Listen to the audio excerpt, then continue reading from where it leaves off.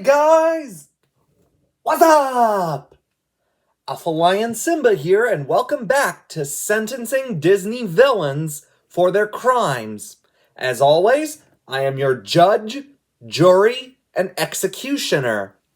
And again, let's give a good welcome to our bailiff, counselor, and prosecution lawyer, Jiminy Cricket. Thank you, Alpha. Like always, I'm here to help you. Thanks, Jiminy. And tonight, we shall be covering the villains from Peter Pan, Lady and the Tramp, and Sleeping Beauty. So with that in mind, court is now officially in session. First, let's grab a little pixie dust and set sail for Neverland, because the first film in the docket is Peter Pan, starting with Mr. Smee.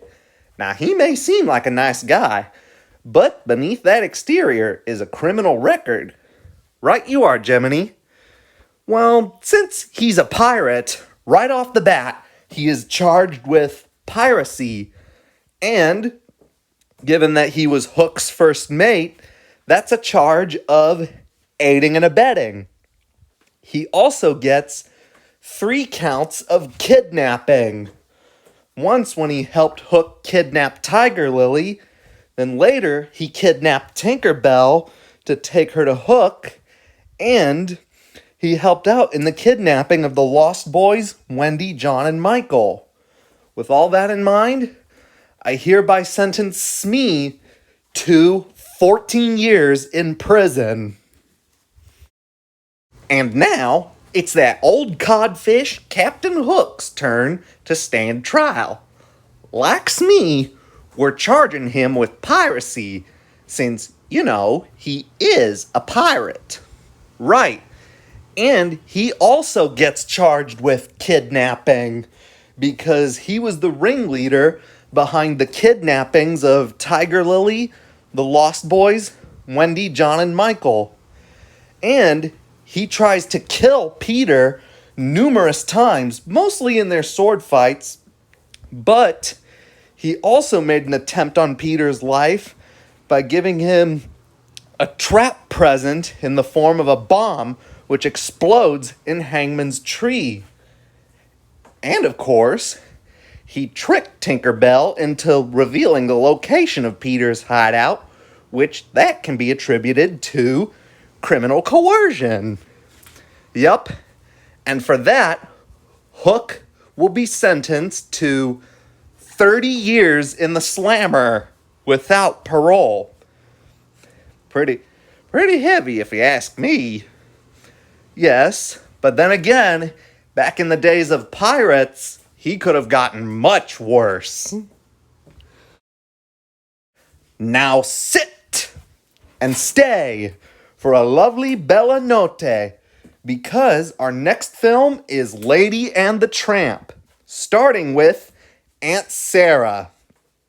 Aunt Sarah just treats Lady horribly, because firstly, she fits Lady with a muzzle for offenses that she didn't commit, even when she actively resisted having the muzzle put on. Not to mention, when Tramp saved the baby from the rat, she had him sent to the pound, and she dragged Lady to the basement and locked her there to keep her from interfering. All of that gets her charged with animal cruelty. Not to mention, when the rat came back, Lady started barking in an attempt to warn Sarah. Any rational person would try to figure out what the problem was, but Aunt Sarah simply hushed her and shut the window, thus putting the baby at bigger risk of an attack from the rat without warning. So, we can give her a charge of negligence for that. And for all that, we sentence Aunt Sarah to 9 years in the doghouse. No pun intended. And when she gets out, it would probably be a good idea to sentence her to some community service by volunteering at a dog shelter. That way she learns to treat dogs with respect. Good idea, Jiminy. And now for them pesky cats, Cy and Am. Yup.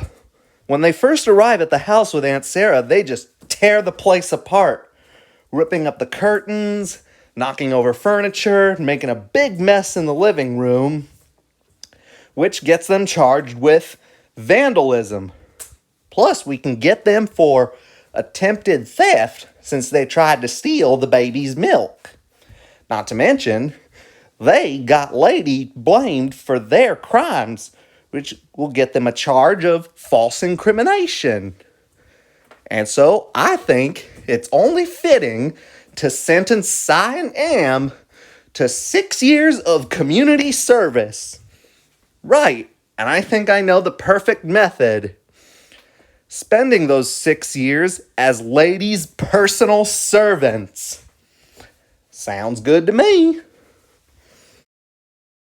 Our last film in this week's docket is Sleeping Beauty. So trust me, this trial will only happen once upon a dream.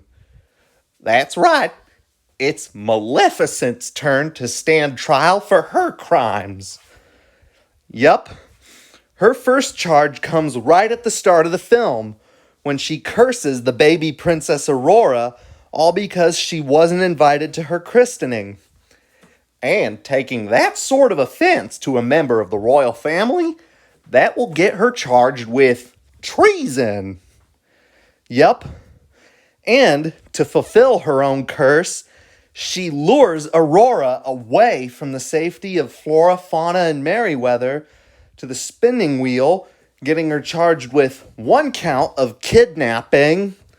Not to mention, she also captured Prince Philip to keep him from awakening Aurora. That's another count of kidnapping. Plus, there's that iconic scene in the climax where she turns into a dragon and tries to kill Philip, getting her a charge of attempted murder. With all this in mind, I hereby sentence Maleficent to life in prison with no chance at parole. Agreed, because Maleficent is a very dangerous woman, and who knows what kind of terrors she would unleash if she were allowed to roam free. Well, that was it. The 4th part of sentencing Disney villains for their crimes. Thanks for watching. Hope you liked it. If you liked the video, give it a thumbs up. Don't forget to subscribe if you haven't already. And again, I'd like to thank Jiminy for his help. My pleasure, Alpha. And I'll see you next week. And stay tuned for next week when we try the villains from 101 Dalmatians, The Sword and the Stone, and The Jungle Book. In the meantime, court is now officially adjourned.